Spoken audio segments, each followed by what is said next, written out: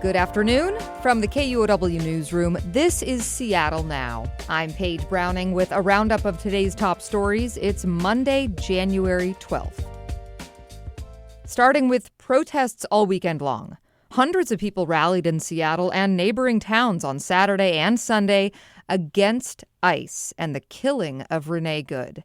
A big crowd was at Cal Anderson Park, marking 4 days of protests in the city since Good was fatally shot by an ICE agent in Minneapolis. Up at the podium, new mayor Katie Wilson took the mic.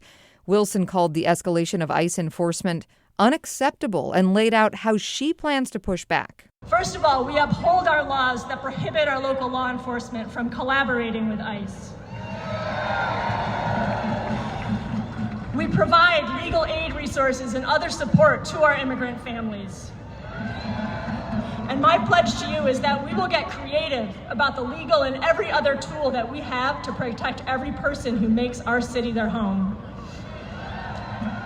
Wilson criticized recent ICE activity in North Seattle involving masked agents with unmarked vans who arrested 3 people last week. While the protests called for the end of ICE, federal immigration officials have repeatedly defended the ICE officers involved in Good's shooting, calling it self-defense. In Portland, the 2 people shot last week by U.S. Border Patrol now face criminal charges. That's according to court filings released today. Both have been released from the hospital and into federal custody. Oregon Public Broadcasting's Conrad Wilson has the latest. The U.S. Department of Justice charged Luis Nino Moncada for aggravated assault on a federal officer with a deadly or dangerous weapon and depredation of federal property. According to a charging document filed in court by the FBI, he was shot while fleeing a U.S. Border Patrol traffic stop. The immigration agents told the FBI they feared they could be hit by the pickup truck he was driving. One agent fired 2 shots into the driver's side window. Yorlenis Zambrano Contreras, the passenger of the vehicle, was also wounded. Court records show she was the target of the immigration operation. Federal prosecutors charged Zambrano Contreras with illegal entry to the U.S. She's now being held at the Northwest ICE Processing Center in Tacoma. The Department of Homeland Security says the 2 are connected to a Venezuelan gang. Perhaps most revealing in the court documents, the FBI has not found video of the incident. I'm Conrad Wilson in Portland. The shooting has sparked tensions between political leaders in Oregon. Last week, Democrats in Oregon condemned the shooting and the presence of immigration officers in the state. A handful of Republican leaders responded Sunday, saying that the comments by Democrats were damaging and that they ignored the shooting victims' alleged ties to a Venezuelan gang. Escalations in Iran drew people to come out for another protest on Sunday. Iranian Americans in Seattle are asking for the U.S. to intervene against the Islamic Republic in the midst of anti-government protests there. About 200 people gathered near the Space Needle. Homaira Bakhtiari organized the Seattle protest, and she had a message for President Trump. Please, President Trump, listen to us. Please make a history. Your name is gonna be in the history forever. Please listen to us. Please help us. Please. Thank you. Human rights groups say hundreds of protesters in Iran have been killed since this latest round of anti-government demonstrations began in late December.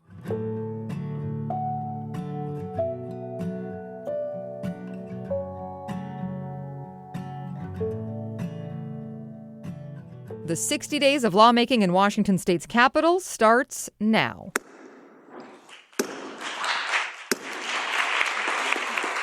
Gavels struck throughout the chambers in Olympia today, and now the 2026 legislative session is underway officially. Lieutenant Governor Denny Heck ushered in the start of the state Senate proceedings. Welcome back, one and all. A special welcome is extended to our only brand new member, Senator Hunt. Democratic Senator Victoria Hunt was elected after serving in the state House and replaces the late Senator Bill Ramos, who passed away unexpectedly last year. This session, Governor Bob Ferguson is backing bills that seek to make officers more transparent and visible. One proposal would make it illegal for people who are not officers to make or own police badges and insignia. This is legislation saying that, hey, if you're not a law enforcement officer, essentially you can't be wearing, for example, something that gives the impression you are a constable, that you're a law enforcement person, you're a sheriff. Ferguson's also supporting a bill from Seattle Senator Javier Valdez on face masks. This bill would prohibit officers from wearing face-concealing masks when they're interacting with the public, unless it's for an undercover sting or a gas mask or a helmet. It comes as civil liberties proponents criticize immigration agents for not making themselves known during raids and causing fear and confusion. Now, here's something that likely won't be getting discussed by the legislature this session. 2 initiatives sponsored by the conservative group Let's Go Washington. One would limit who can play girls' sports, and another would set a parent's Bill of Rights, allowing parents more access to medical and school counseling records. Democratic Senate Majority Leader Jamie Peterson and House Speaker Lori Jenkins say they have no plans to hold hearings on the 2 initiatives. Peterson told the Washington State Standard it means both initiatives will likely go to the November ballot for all Washington voters. Let's Go Washington called the decision a slap in the face to voters who signed the petitions. The Secretary of State is still working to certify those petition signatures. There's another law enforcement-related bill in the legislature, and it's getting a hearing this week. Going to the Senate Law and Justice Committee, the bill would change the standards for elected and appointed leaders in law enforcement. Amy Radel has more. Former Snohomish County Sheriff and now Democratic State Senator John Lovick is sponsoring the bill to make qualifications for sheriffs and police chiefs more consistent. The bill also calls on elected sheriffs to enforce not only the U.S. Constitution, but also state laws. Some sheriffs have said they will not enforce state gun restrictions, for example. A group supporting so-called constitutional sheriffs opposes the measure and accuses the state of stealing authority from voters who elect them. Meanwhile, the State Coalition for Police Accountability supports the bill and calls it one of their top priorities this session. Amy Radel, KUOW News.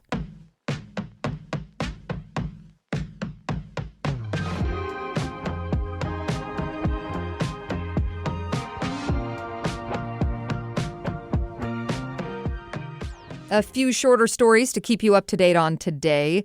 1, Olympia's not the only place where big decisions are happening. A federal judge in Seattle has permanently blocked a Trump administration order to make sweeping changes to elections in Washington and Oregon. The order would have required people to provide proof of citizenship to register and to only allow mail ballots received by Election Day. U.S. District Judge John Chun found that President Trump overstepped his authority. Ski season had a hard start over the weekend. During the first big week of skiing and boarding, 3 people died in western Washington. Friday, 2 people died in an avalanche near Longs Pass, north of Cle Elum. 2 of their ski partners were also caught in the slide but survived. And Thursday, a 27-year-old snowboarder died in a crash at Stevens Pass Resort. Conditions everywhere remain variable, and avalanche danger remains high in the Northwest and Center-West Cascades. By the way, getting out to Stevens Pass is easier today. WashDOT officials announced Saturday they've completed the emergency repairs to that part of the highway following flooding damage. A chunk of Highway 2 is still closed near Leavenworth. We'll close with some sports news. The Seattle Seahawks will host the San Francisco 49ers this Saturday in the playoffs. This will be the 3rd time the division rivals have had a playoffs face-off. We'll find out Saturday's kickoff time tonight. Next time on Seattle Now, lawmakers have convened in Olympia for the 2026 session. On the agenda, taxing the wealthy in Washington state. There's been a big push for years by progressive Democrats to impose some kind of tax on the wealthy. That doesn't solve the short-term budgetary problem, but it's a really long-term goal of folks on the left, and this is increasingly looking like the year that might happen. Hear more Tuesday morning. That's all for today from the KUOW Newsroom in Seattle. Our producer is Brooklyn Jamerson Flowers, and I'm Paige Browning. Seattle Now and KUOW are members of the NPR network. Talk to you tomorrow.